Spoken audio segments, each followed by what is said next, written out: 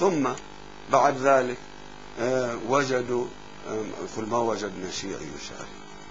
ويكذبون. كثير من الشيعة عرض عليهم لأنه قوي ما يقبلونه، يدورون أي واحد يحاولون يلعبون عليه، يدورون واحد بسيط حتى يشارك. ثم وجدوا لهم مسكين شاب لبناني رايح طفل إلى إنجلترا، وتلقف الوهابيون واستعتم ويعرف نفسه أنه يدرس دراسة عليا وأنه متخرج أو يدرس في حوزة برمنغهام، فيها حوزة برمنغهام للشيعة، ثم يطرح أفكاره والتي توافقهم وكأنه انتصروا بهذا، ويقول أنه يقرؤون من غرائب الأمور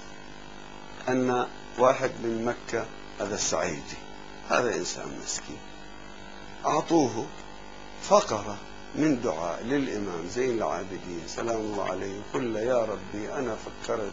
أني أعرض حاجتي على مخلوق محتاج مثلي، واعتبرت هذا زلة